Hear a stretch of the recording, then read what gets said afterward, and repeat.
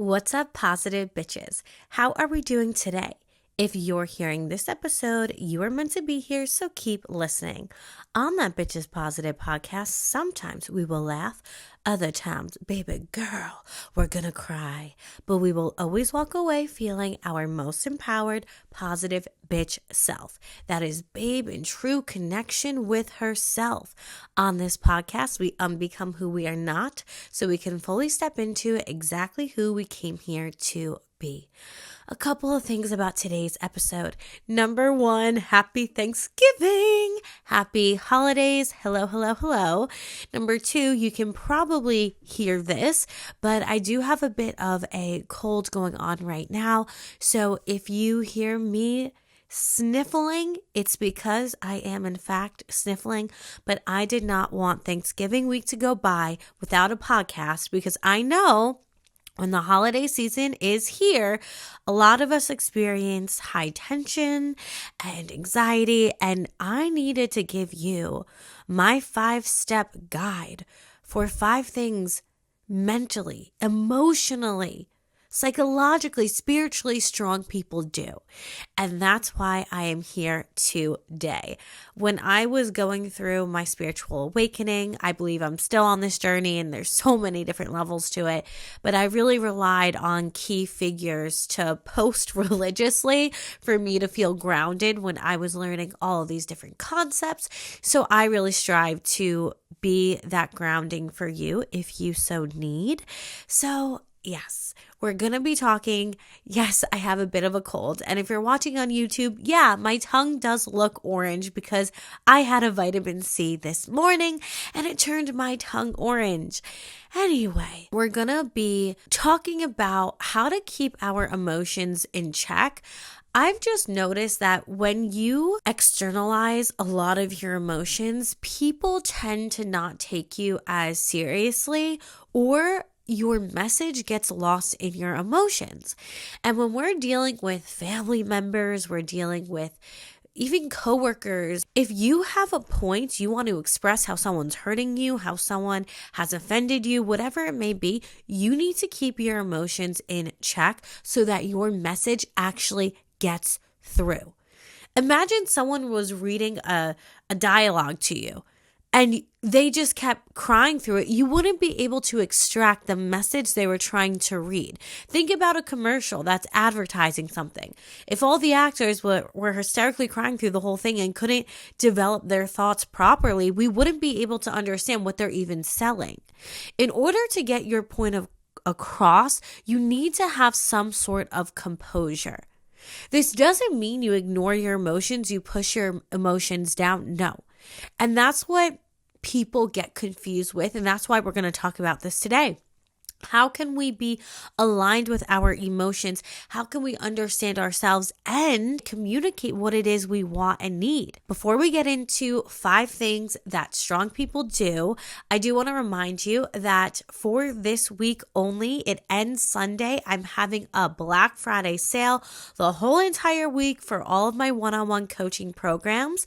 If you've been thinking about getting started, changing your life, you want to quantum leap, you want to activate your divine feminine energy, you want to heal your attachment system, whatever it may be, you can DM me now on Instagram at vibinwithcc.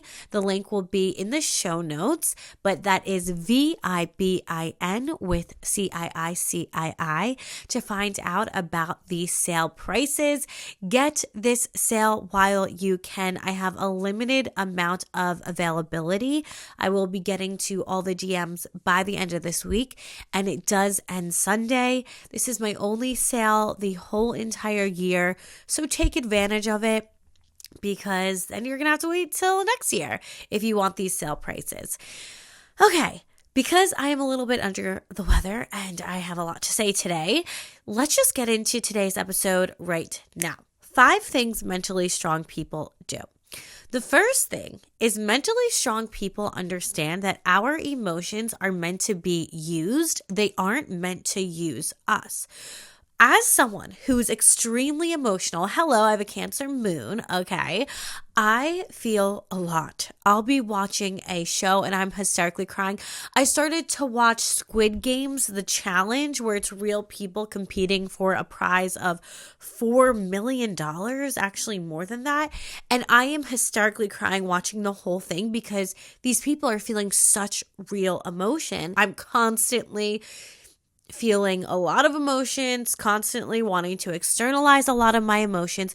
But what I've found throughout my life is that's beautiful, that's amazing, that's sensitivity, that's your superpower.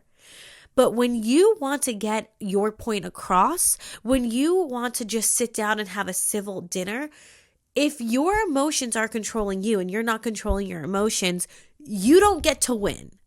Suddenly, you're a puppy on your emotions leash rather than being on your own pedestal. Let's understand what our emotions are actually for. Our emotions, they're very important. They're not meant to be shut down. They're not meant to be ignored. Our emotions are our navigation system for planet Earth. They tell us when something is okay or something is crossing our boundary. They tell us when something is aligned with us, we feel good, or they tell us when something is not aligned with us and we feel bad.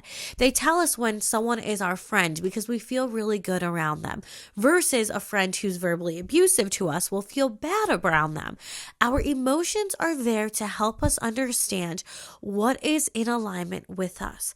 Our emotions communicate to us what feels good to tell us get more of this versus what feels bad, and that tells us do less of this. Our emotions are like the passenger on a plane. If a stewardess was walking down the aisle and a passenger said, "Can I have a drink of water?" the stewardess would listen to the passenger and say, "Sure, I'll go get that for you." However, if a passenger said, "Actually, you need to fly the plane this way," the stewardess would be like, "Well, that's the pilot's job." Your emotions, they're meant to be listened to. They're like the passenger, but your emotions are not the pilot of your plane. You are the pilot of your own plane. So your emotions, yes, they should be listened to. They are our navigation system, but they are not the controller. They're not the dictator. They are not the pilot. Understanding your emotions placed in your life can help you work with them rather than your emotions just completely controlling you. We should be in control of our emotions, not our emotions being in control of us. But again, this doesn't mean we ignore them. So when you're sitting at the Thanksgiving dinner table and you're starting to feel annoyed because Uncle Gary keeps saying something that you disagree with politically, this isn't for you to sit up and throw your, I can't help it. I always think of Teresa from the New Jersey Housewives when she flips the table. This is not a moment for us to stand up and flip the table at Uncle Gary and be like, "You're wrong. I'm going to take you down." No. We're supposed to listen to our emotions. "Oh, I don't agree with this. This doesn't align with me politically or emotionally. I don't want this to be a part of my story." That doesn't mean we flip the table. I could feel like, I don't know, punching someone in the face. That doesn't mean I should punch them in the face. It's a feeling. It's an emotion. The emotion is trying to tell me something. It might be trying to tell me this person is crossing your boundaries. This person is saying something you don't agree with. There's something about you that's really about justice, and this person seems to be lacking compassion for justice. So how can we start to gain control over our emotions? Question them, interview them, instead of just blindly listening to them and being Teresa and flipping the table. But I will say that was an amazing moment of reality television. I can't knock it, but I will say, let's learn from it. Let's learn from it. Instead of flipping the table, let's say, Uncle Gary is really triggering me right now. What could this be about? What about what Uncle Gary is saying is causing me to feel so angry? Journal about it, feel about it. You can question it, but do not let it control you. And let me just tell you why. When you let someone else control you like that, Suddenly you're placing Uncle Gary on your pedestal and you're letting Uncle Gary control you and your little emotions. Uncle Gary now gets to win. Uncle Gary gets to poke at you and you are falling for it.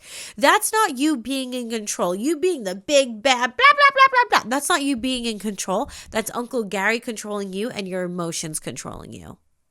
That's what that is. Step 2 here. Point number 2, I should say. With Thanksgiving, any holiday, really, and I think a lot of us do this, we think about past holiday events and we say, oh, Uncle Gary, he's always so outspoken and he's just so wrong about everything. And then we start thinking about how Uncle Gary, once again this year, is going to be outspoken and wrong about everything. We think about our past holiday happenings and we think about how all those people who annoy us are going to annoy us again. Oh, I have to see my annoying sibling. I have to see that terrible uncle. Oh God, I have to be around my dad who I can't stand. We start saying these stories based on past experiences. I have fallen prey to this so many times because it's so easy to do. We think, well, what's the best predictor of future behavior? Past behavior. And we start thinking, oh, I got to brace myself because it's going to be terrible and it's going to be so unfortunate. Let's stop doing this. And let me tell you why. When you think about your past experiences with holidays, even with coworkers, when you start thinking about that, you start feeling about it, what you do is repeatedly manifest the same circumstance. You have all these sticky notes of how they're going to act and how they are that you give into your past. You repeatedly manifest your past instead of looking to how your present might be different. You're not even living in your present anymore. You're living in your past. You're thinking about how it's been for your whole entire life and you're grabbing energy from that and you're vomiting it onto your present moment. If you're manifesting from your past, you cannot possibly manifest a new circumstance. If you're manifesting from your past, you're not living from your future. If you're manifesting from your past, be prepared to continuously live in your past. If you want to have a new circumstance, stop thinking about what was and start thinking about what you want to experience. If you want a new life, you can't keep plugging into your past. We have to give Thanksgiving or whatever circumstance you're experiencing a new meaning. We need to open up the possibility that there's room for new behavior, for new circumstance, for a new experience. What I would have to do to myself every time I caught myself complaining about my past, not wanting to go, whatever it may be, I would say to myself, well, that's how it was. But my past doesn't just equal my future. I know I've changed as a person. There's possibility that this person could have changed too. Instead of telling myself that this future Thanksgiving, this current Thanksgiving is going to be like all the other Thanksgivings, why don't I just say anything's possible? Why don't I just, stand on the side of possibility, stand on the side of positive manifestation and tell myself, what if this time it's different? Instead of going into a circumstance with all these sticky notes in your mental library of who this person is and how they act, what if we just questioned, instead of getting furious, let's get curious. What if we just questioned, what if this time it's different? What if this time it's going to be peaceful? I'm not saying this person's going to have a 360 change and oh my God, they're so different, blah, blah, blah. I'm not saying that. I'm saying, what if this experience is just a little bit better? What if Gary doesn't say that this time? What if Aunt Teresa isn't that way this time? What if the sibling doesn't poke fun at you this time? What if? When you start to open yourself up to new possibility, what starts to happen? There's biochemical changes in your body. Suddenly, you go from this fight and flight on edge to we're going into our parasympathetic nervous system. We begin to relax. We go from looking for a trigger to I'm pretty chilled out right now. We go from looking for SOS triggers to, you know what? This turkey's kind of good. I'm enjoying the turkey. It changes what you look for, what you find, and how you react. If I look for new possibility, maybe I'll actually find Uncle Gary kind of funny this year instead of me just sitting, oh, he's so annoying, he's so annoying, he's so annoying. You're not letting yourself open up to new possibility. You're not letting yourself find any positivity in this dinner. I'm not saying Uncle Gary is a saint, but also you're not looking for any happiness in this circumstance. Let's take accountability for what we can. We can't control everyone, but we can control how we're going to show up. We can control our own emotions and keep them in check so we can have a better experience. Keeping your emotions in check and controlling them so they don't control you. It's not about other people. I don't care about what anyone else is doing. I care about you because you're listening to this. How can we give you the best circumstance, the best experience, the best unfolding? It's by you keeping yourself in check. That's what we're going to do. That's what we have to do. So we're going to look for, if not positive experience, at least neutrality of what could happen. Maybe it's going to be different this time. Maybe it's going to be peaceful.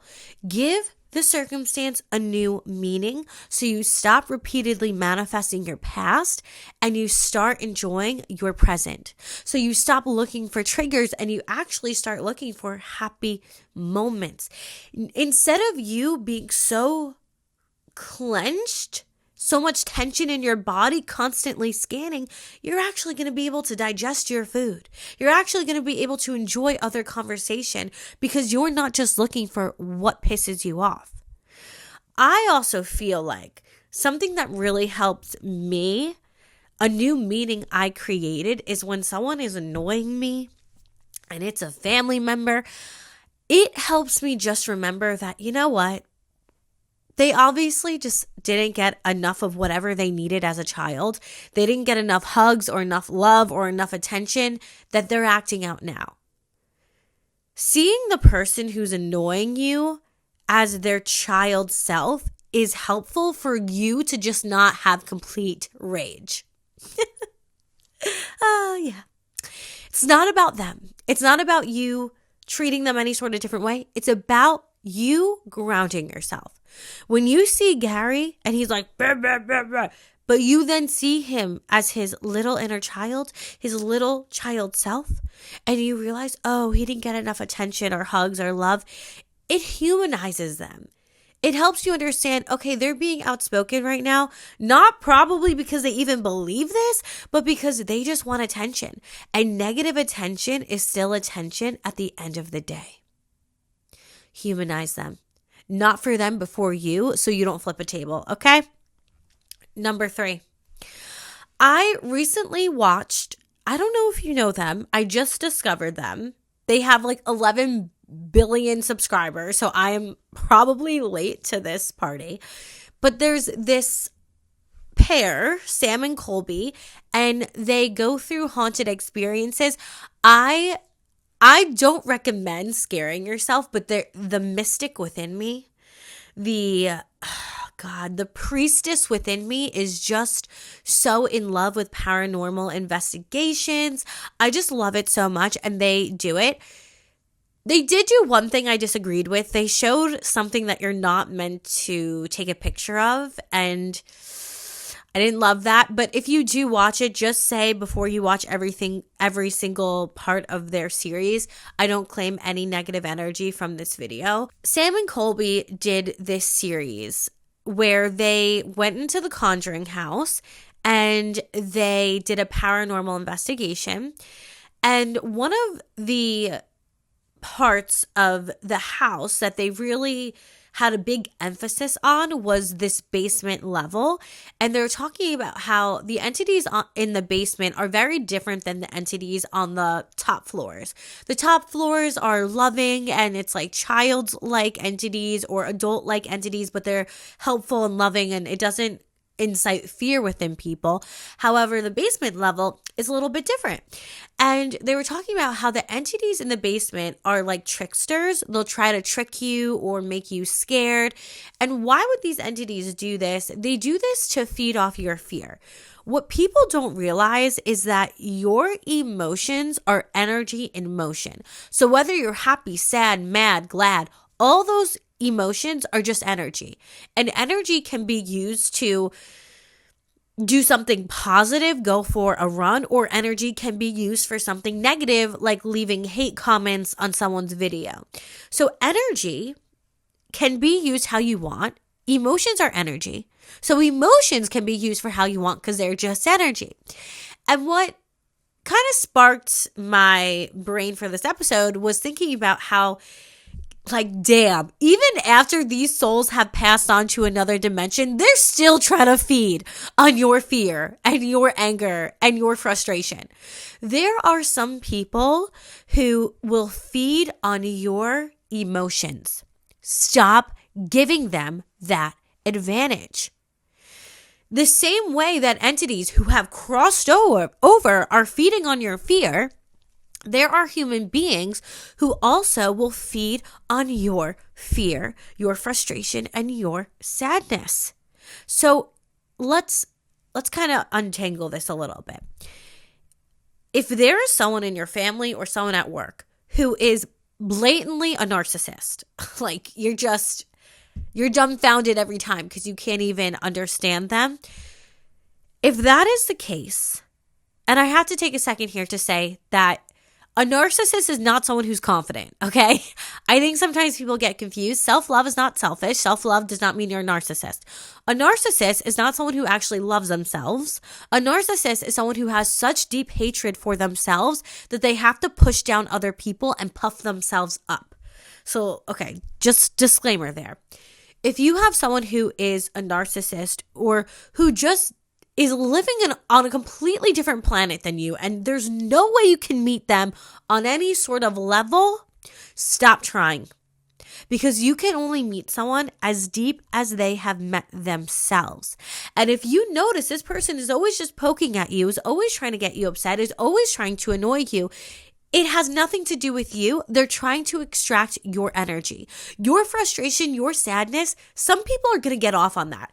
I'm sorry, that's the truth. And I'd rather you have the tools to face this than just be their little prey.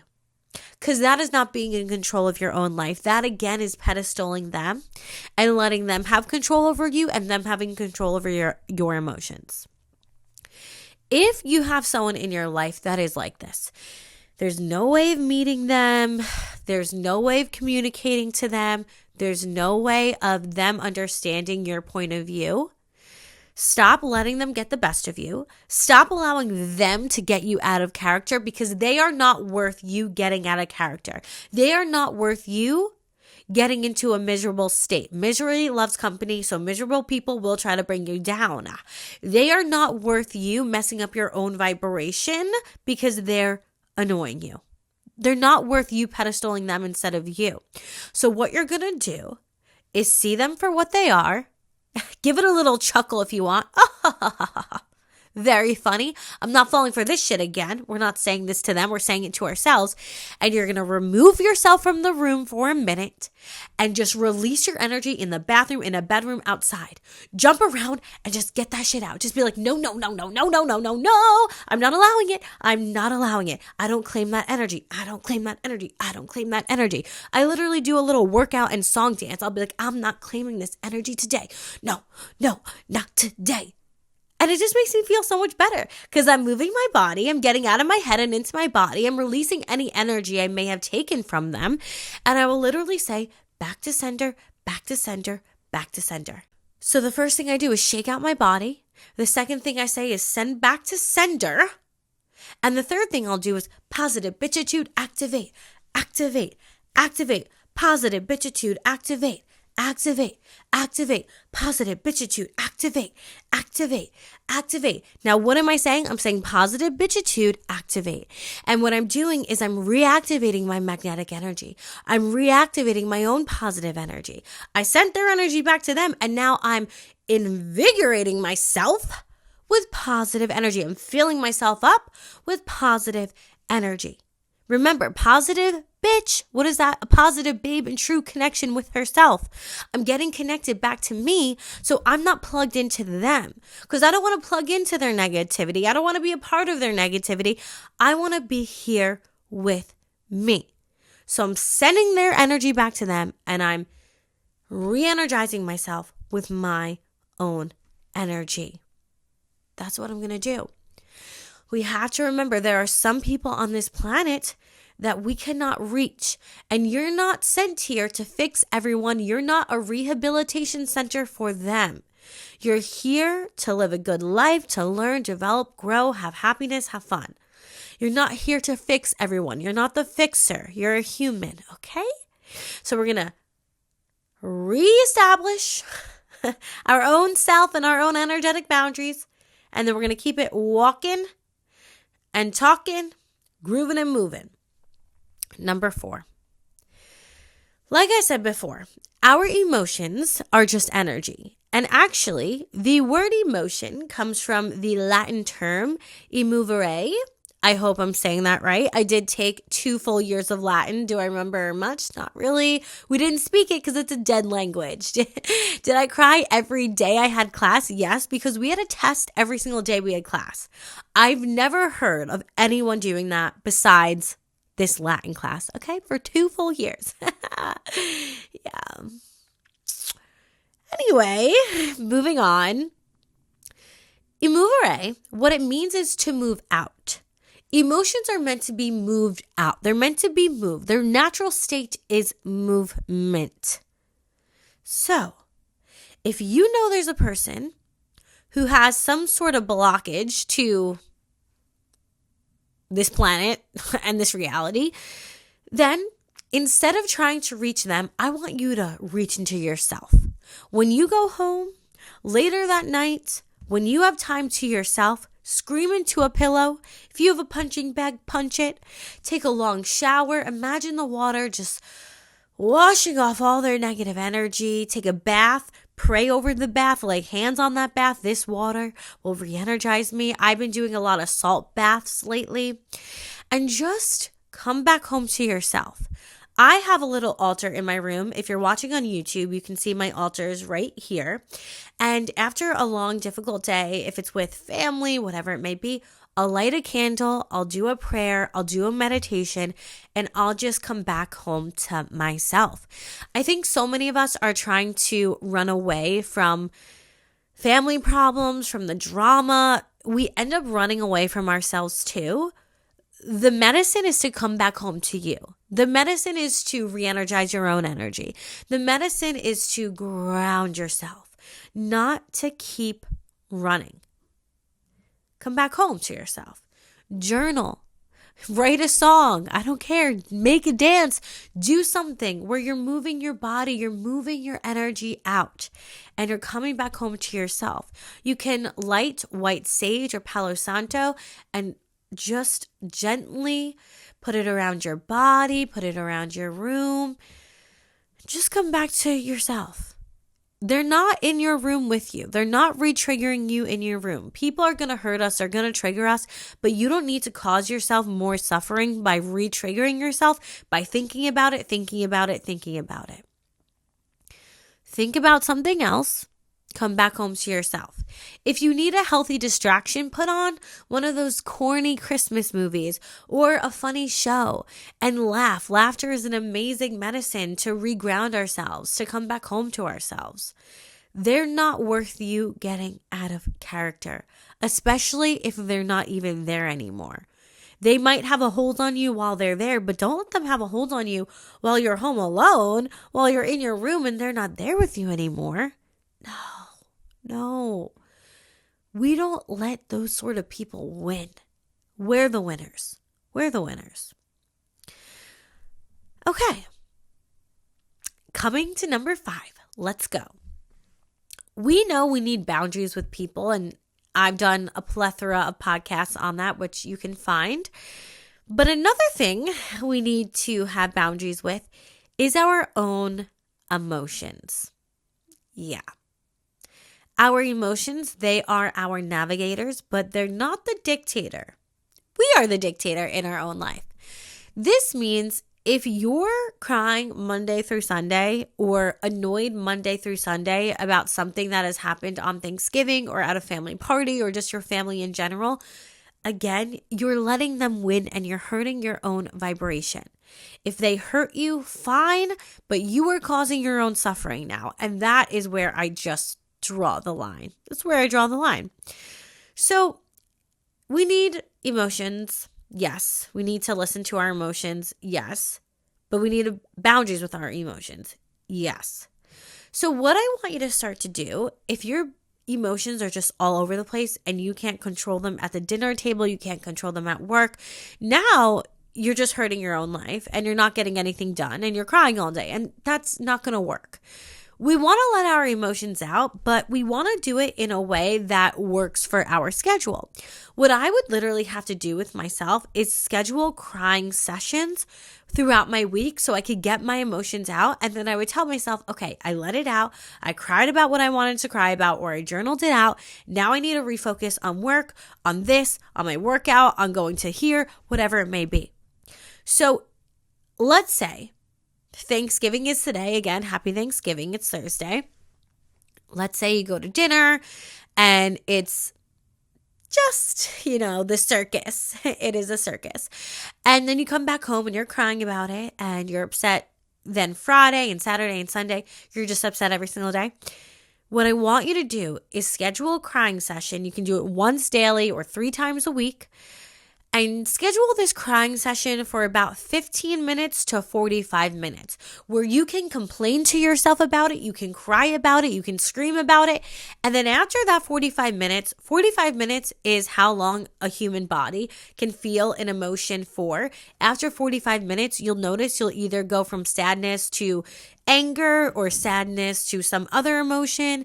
And what happens is a lot of the time we do this little dance, and it's called a crazy 8, where we go from sadness to anger, from anger to sadness, from sadness to anger, and we'll go back and forth because our body can only hold on to this energy for about 45 minutes, and then it's going to swing to another emotion.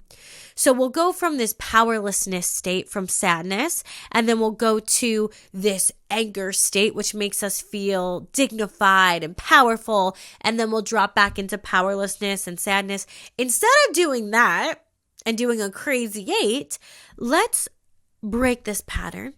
Let's schedule 15 to 45 minutes to cry, scream, whatever you need to do.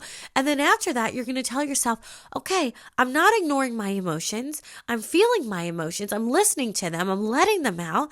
And now I have to refocus on getting this out for Q4, whatever it may be. I'm sorry. I just did a little because I just used a corporate term, which is Q4. And I feel very corporate for doing that. Anyway. Yeah, I don't use Q4, that language, in my normal vocabulary, but I thought, why not for the corporate girlies? Hi. Anyway, Q4 is very important, and I know that because that's the end of the year, okay? You need to make sure that your mind is primed for Q4. You need to make sure that you are alive and well in your life. You can't be worried about Uncle Gary when you're trying to get these emails out, okay? So you're going to give yourself 15 to 45 minutes to let it out and then refocus on what you got to do. Go see a friend for lunch. Go do a workout. Do your work. Write a song. Do something creative. I don't care what you do, but it should not be about Uncle Gary, okay? Because the 45 minutes are up. To put it in a nutshell, the 5 tips for what strong people do is 1, emotions are meant to be used by us. They're not meant to use us. So we're going to keep those in check. For any holiday, we're not going to keep telling ourselves what was. We're going to focus on the possibility of what can be. 3, we're not going to let these people use our energy, get a rise out of us because they're getting a kick out of us and we're getting kicked down. Number 4, we're going to use our emotions, these energies in motion, and we're going to either scream it out, cry it out. When we get back home, Palo Santo, we're going to take a long shower, we're going to take a bath, we're going to take a walk, we're going to release it all. And number 5, we need boundaries not just with people, but with our emotions too. So we schedule those crying sessions. Thank you so much for being here. I know you could be anywhere doing anything right now, and you are here with me. Happy freaking Thanksgiving. This is the opening to the holiday season, which is so exciting. I love you so much. And as always, the sparkle in me honors the sparkle in you. And if you enjoyed this podcast, if you could leave a positive review on Apple Podcasts and Spotify, it means the world to me. It really helps this podcast. And I love seeing your feedback. Also, if not for me, do it for you, because good karma. Don't forget that the sale for Black Friday ends this Sunday. So if you do want to work one-on-one with me, you do have the opportunity. Get it while you still can. And I'll see you in the next one. Mwah.